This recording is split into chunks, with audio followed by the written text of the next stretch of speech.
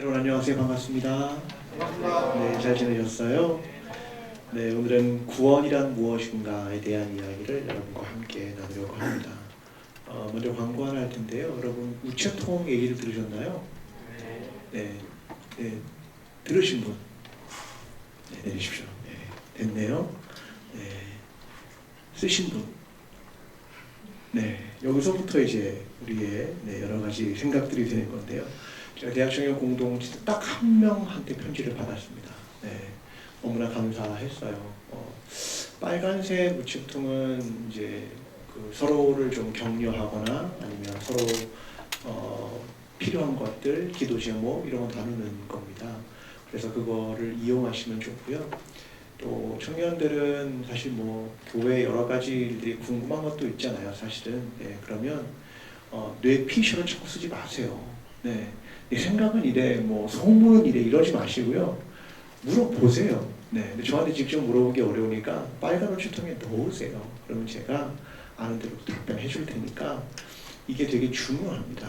이게 그 팩트가 움직이는 게 되게 중요하거든요. 그래서 그럼 궁금한 게 있으면 꼭 사용도 하시고 기도 제목이 있으면 꼭 사용도 하시고 또 성경이나 신앙생활에 대해서 궁금한 것이 있으면 초록 우체통에다 넣으시면 됩니다. 그래서 천국은 어린아이들의 것이에요. 어린아이들이 똑같이 광고했어요. 근데 아이들은 써서 집어넣는 거예요. 근데 어른들은 다 안 써요. 네.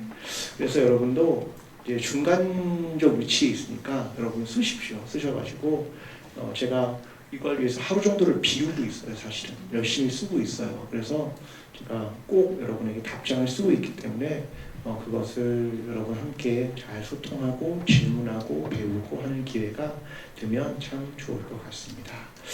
자, 그럼 오늘은 구원이란 무엇인가에 대한 이야기인데요. 오늘 성경에는 구원이라는 단어가 성경에서 처음 등장하는 부분입니다. 그러니까 구원이 뭘까? 이걸 잘 설명하고 있는 부분이 오늘 본문인데요.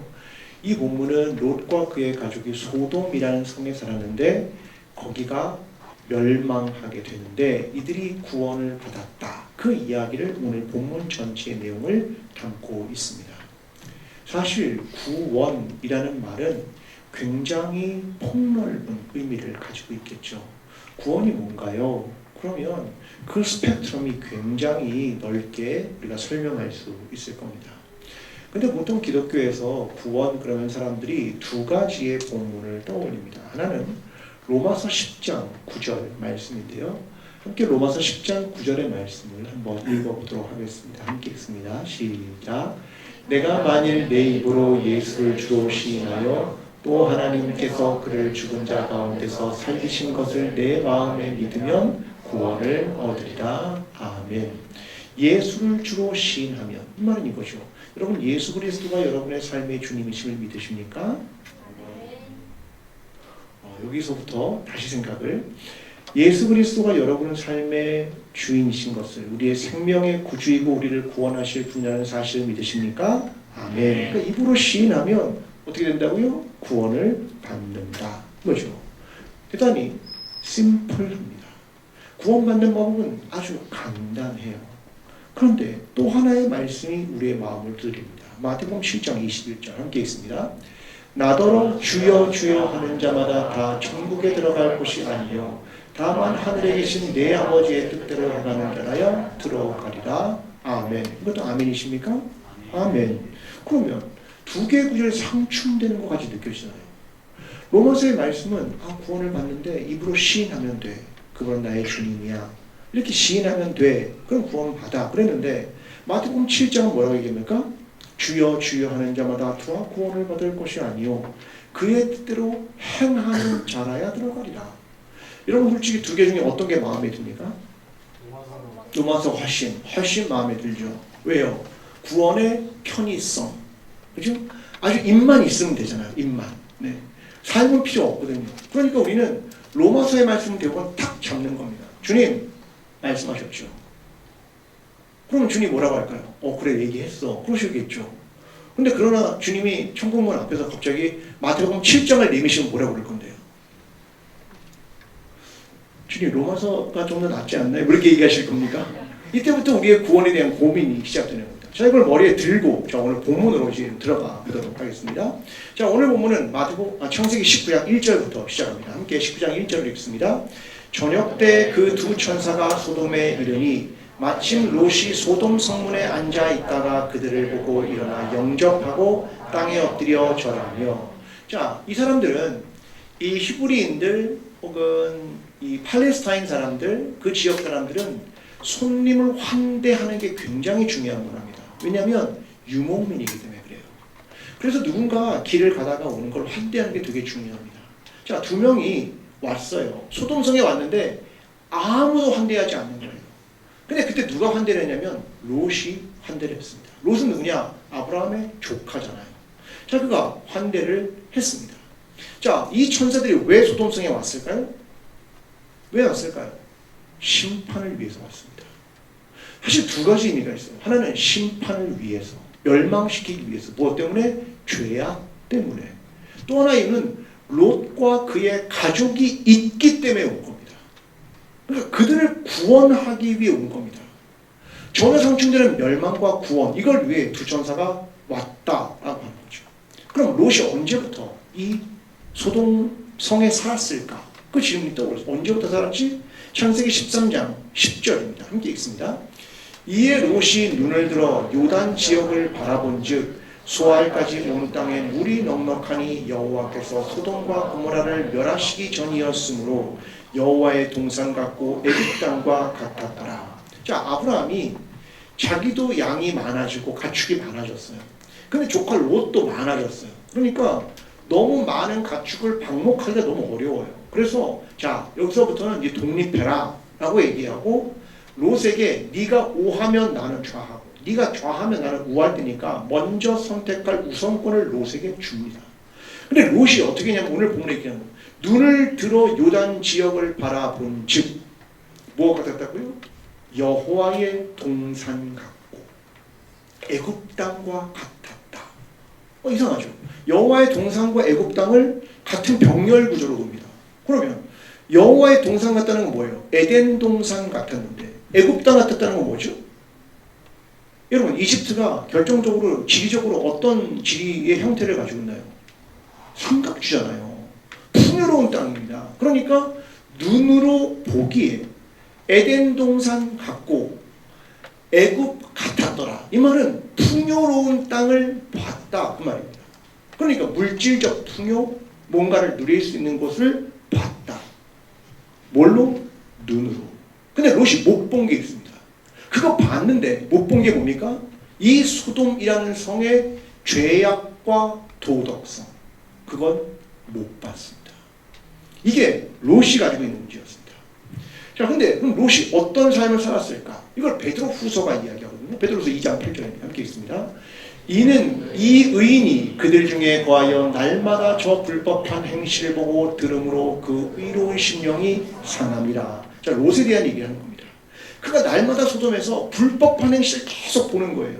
그거 듣는 거예요. 그런데 어떻게 됐다고요? 심령이 상했다. 여러분, 계속 안 좋은 거 보고 폭력적인 거 보고 네? 계속 그런 안 좋은 얘기 들으면 어떻게 되는가요? 마음이 상합니다. 이게 롯이 경험했던 이야기였습니다. 근데 그때 하나님의 구원이 두 천사를 통해 시작됩니다. 창세기 19장 12절과 13절입니다. 함께 읽습니다. 그 사람들이 롯에게 이르되 이외에 속한 자가 또 있느냐? 내 사위나 자녀나 성중에 내게 속한 자들을 다 성 밖으로 이끌어내라.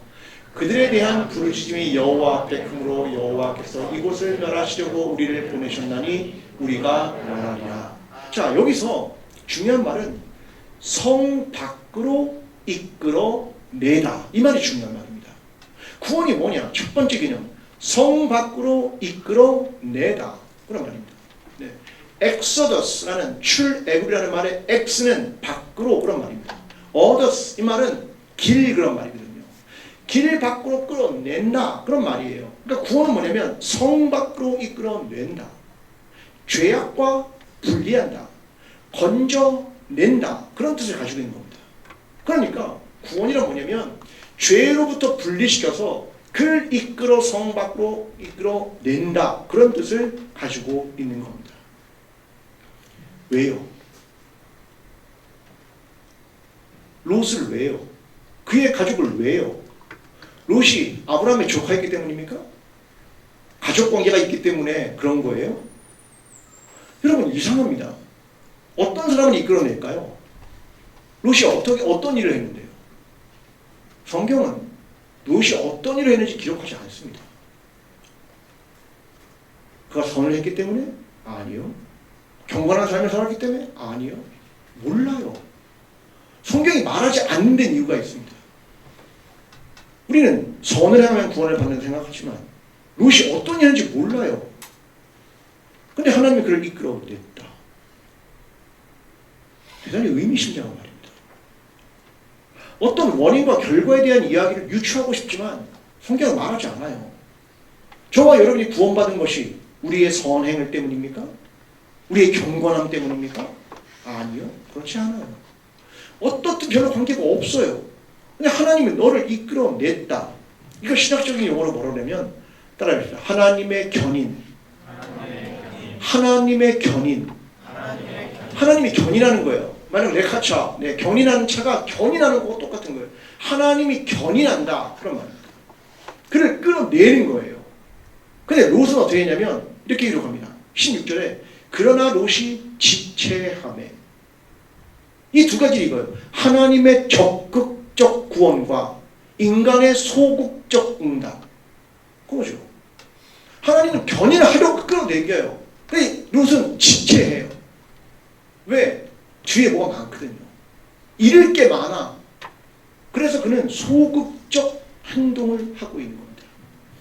여러분 구원의 첫 번째는 뭐냐면 하나님이 우리를 성 밖으로 이끌어내다. 죄악으로부터 이끌어내다. 우리를 분리하고 우리를 구원하다. 이게 구원의 첫 번째 개념입니다. 두 번째로 겁니다. 소돔성 밖으로 나온 롯의 가족이 향한 곳은 어디냐면 창세기 19장 19절입니다. 함께 읽습니다. 주의 종이 주께 은혜를 입었고 주께서 큰 인자를 내게 베푸사 내 생명을 구원하시오나 내가 도망하여 산에까지 갈 수 없나이다. 두렵건대 재앙을 만나 죽을까 하나이다. 그러면서 나 못 가겠습니다 여기까지. 그러면서 20절에 뭐라고 하냐면 보소서 저 성읍은 도망하기에 가깝고 어느 하나를 딱 지정합니다. 그게 소알이래요. 그 소알이라는 말은 작다 그런 뜻이거든요. 그 소알까지는 도망갈 수 있겠는데 저기까지 안 되겠습니다. 그렇게 말하는 겁니다. 천사가 그러니까 창세기 19장 21절에 이렇게 말합니다.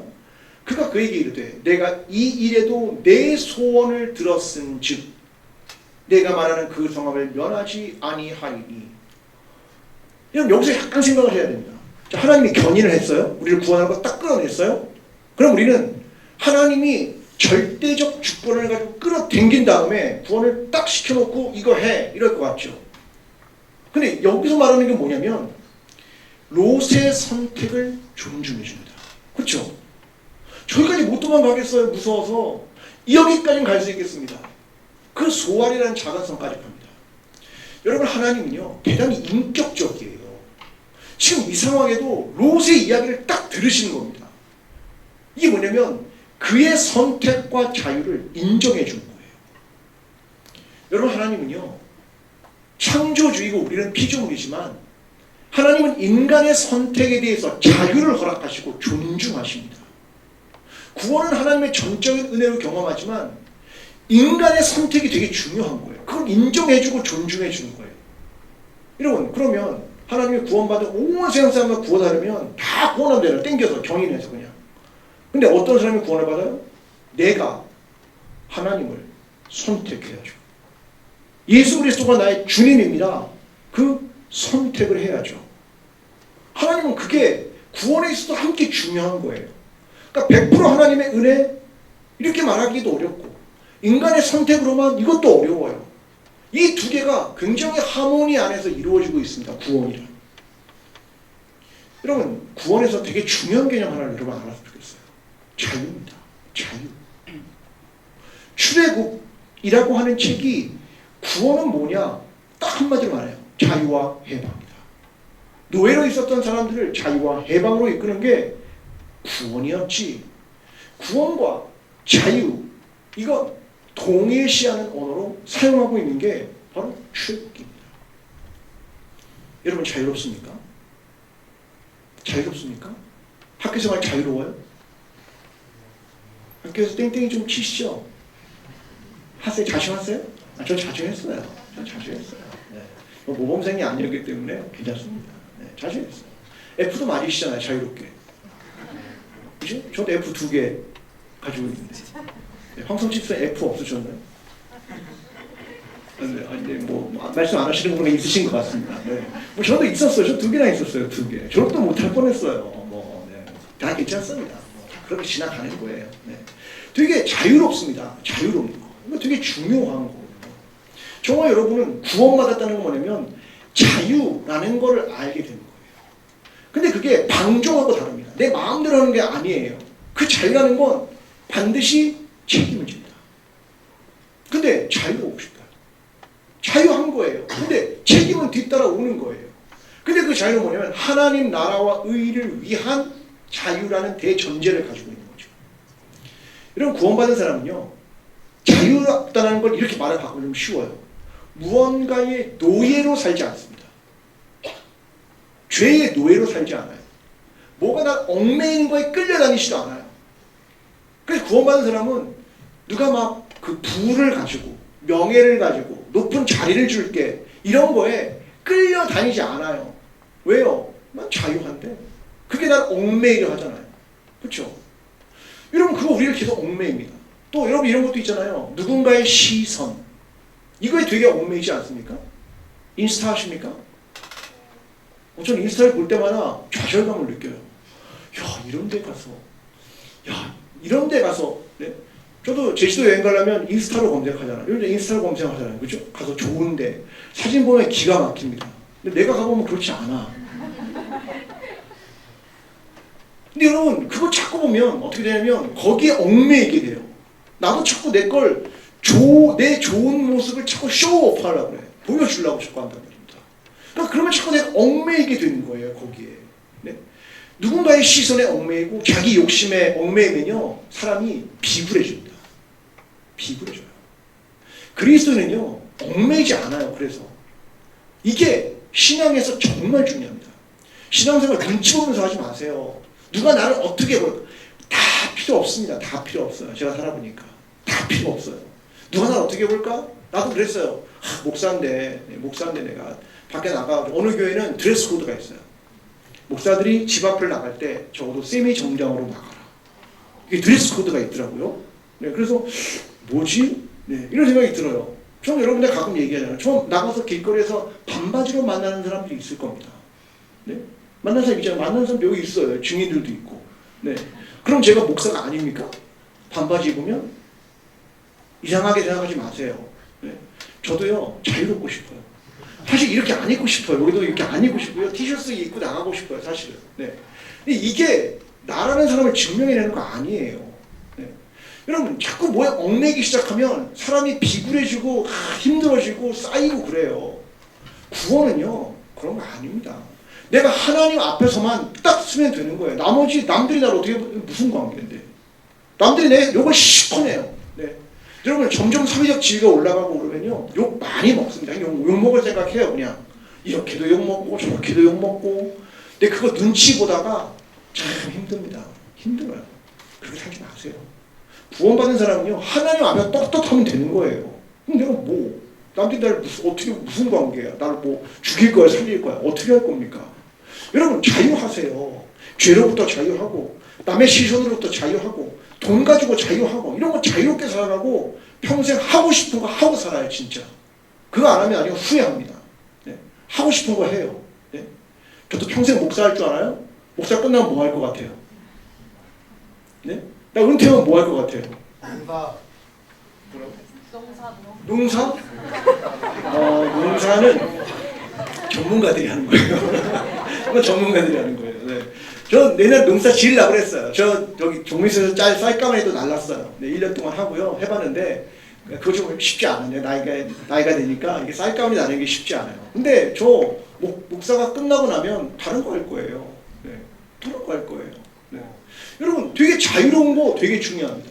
전 여러분 구원받은 사람은요 자유하세요. 자유하세요. 얽매이지 마세요. 이게 되게 중요합니다. 구원은 뭐다? 자유다. 따라합니다. 구원은 자유다. 네, 이거 되게 중요합니다. 머리에 넣고 세 번째로 갑니다. 그러면 어떻게 구원과 자유를 가지고 어떻게 살아갈 것인가의 문제에 직면하게 됩니다. 구원받은 자의 삶, 하나님 나라를 누리는 삶을 어떻게 살아갈까? 근데 여기에 두 명이 등장합니다. 첫째, 롯의 아내가 등장을 합니다. 창세기 19장 26절의 말씀인데요. 우리 잘 아는 말씀입니다. 함께 읽습니다. 롯의 아내는 뒤를 돌아보았으므로 소금 기둥이 되었더라. 뒤돌아봅니다. 왜요? 내가 쌓아놨던 부, 내가 그동안 이루었던 거 너무 아까워. 네. 잃을 게 많아요. 그러니까 뒤를 돌아본 겁니다. 그래도 소금 기둥이 되었다. 미련이 너무 많은 거예요. 여러분 과거에 대한 미련 너무 그러지 마세요. 네? 내가 누렸던 풍요 다 미련입니다. 네? 구원이란 뭘까? 네? 구원이란 가난에서 부유함으로 이동하는 거 아니잖아요. 지금 많이 가졌던 거로부터 소화할 작은 성으로 가 이런 거 아닙니다. 문제는 구원받은 사람의 태도가 이런 태도 정말 많아요. 옛날에 가졌던 거 옛날에 그랬는데 내가 그런 거 아닙니다. 둘째, 두 딸입니다. 두 딸이 소알까지 같이 도망갔어요. 엄마의 죽음을 보고 갔어요. 근데 밤에 대화를 합니다. 창세기 19장 32절입니다. 함께 읽습니다. 우리가 우리 아버지에게 술을 마시게 하고 동침하여 우리 아버지로 말미암아 후손을 이어가자 하고. 기가 막힙니다. 기가 막혀요. 아버지하고 관계에서 자녀를 낳은 겁니다. 이상한 종족이 만들어진 거예요. 그들이 뭐? 암몬족속입니다. 여러분 분명히 구원을 받았어요. 성으로부터 나왔어요. 근데 아내는 뒤를 돌아보았고 딸은 이상한 종족을 만들어냈어요. 구원받은 이후의 삶이 뭐냐는 거죠. 여러분 저와 여러분이 구원 받았습니다. 그런데 맨날 뒤돌아보고 살아요. 세상에 가면 어땠을 텐데, 가서 돈 많이 벌었을 텐데, 계속 아쉬워하는 거죠. 이걸 성경이 뭐라고 하냐면 민수기 14장 11절 이렇게 말합니다. 함께 읽습니다. 민수기 14장 11절 읽습니다. 여호와께서 모세에게 이르시되 이 백성이 어느 때까지 나를 멸시하겠느냐? 내가 그들 중에 많은 이적을 행하였으나 어느 때까지 나를 믿지 않겠느냐? 자꾸 애굽에 나왔는데 애굽으로 돌아가려고 해요. 계속. 이걸 두 가지로 말합니다. 왜 날 멸시해? 하나님이 내가 널 이끌고 여기까지 와서 너에게 풍요의 땅을 주려고 하는데 너는 왜 나를 멸시하느냐? 너 왜 나를 믿지 않느냐? 하나님 얘기하는 겁니다. 자꾸 뒤돌아보지 마십시오. 과거로 가면 다 잘 될 것 같습니까? 네? 갈 때요? 아니요. 그렇지 않아요. 여러분 고3 때로 바로 돌아가면 고3 때로 돌아갈 겁니까? 어른들도 안 간대요. 절대로 안 갑니다. 저도 안 가요. 네. 돌아가면 잘할 것 같아요? 그것도 잘 모르겠어요. 잘 모르겠어요. 네. 근데 분명한 건 대학은 안 갈 것 같아요. 전 대학은 안 갈 것 같아요. 네. 그럼 보십시오. 왜 자꾸 뒤로 돌아보냐는 거죠. 구원받은 다음에. 그 다음에 이상한 민족을 만듭니다. 네? 그냥 육체적 관계 속에서 후손을 만들면 된다고 생각하는 거예요. 도대체 이 개념이 어디서부터 하는지도 모르는 개념들을 가지고 살아간단 말입니다.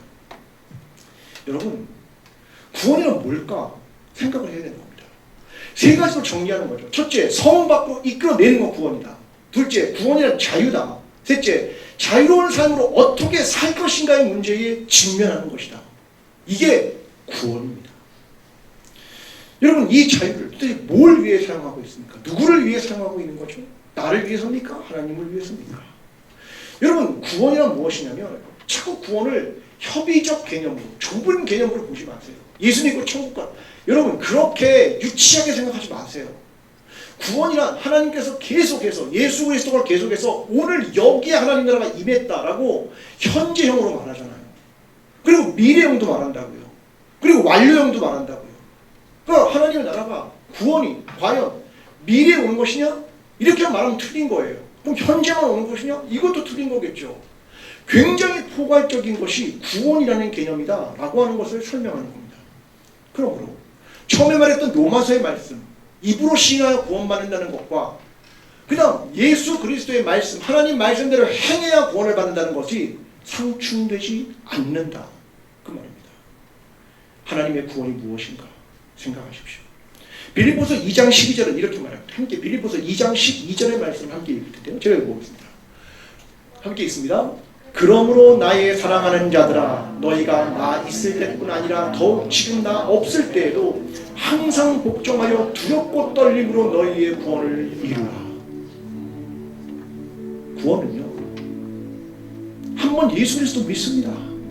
그래서 구원을 받았다. 끝. 그렇게 패스트 텐스로 말하는 거 아닙니다. 빌립보도 이제 말하네요.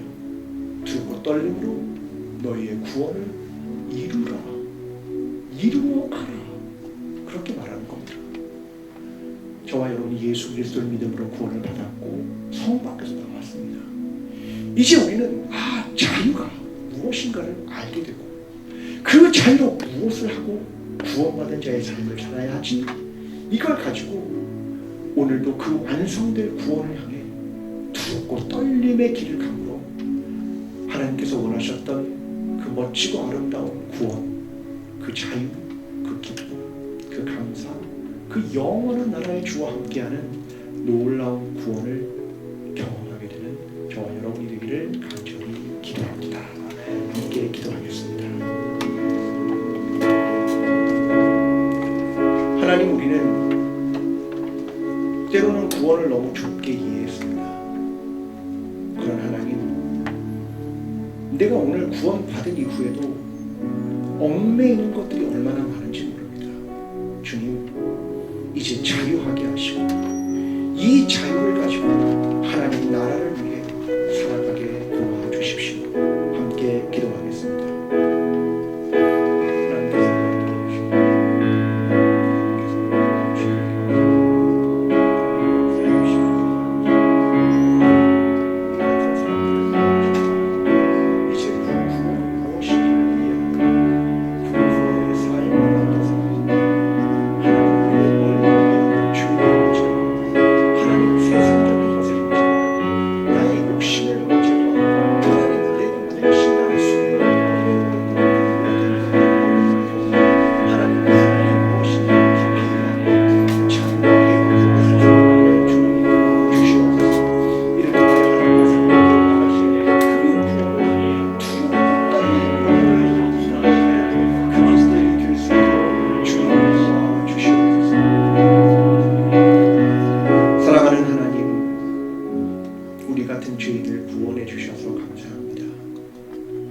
시작할 때는 입으로 시인하여 구원에 이르렀지만 이제 그 이후 우리는 구원이 자유와 해방이라는 걸 알았습니다.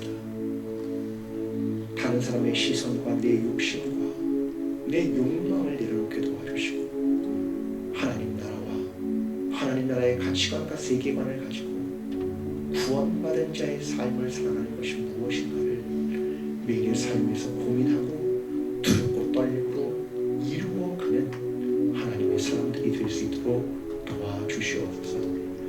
자유하게 하시옵소서. 하나님의 뜻을 분명하고 선명하다면 믿음과 용기로 그 길을 걸어갈 수 있도록 주님 우리와 함께하여 주시옵소서.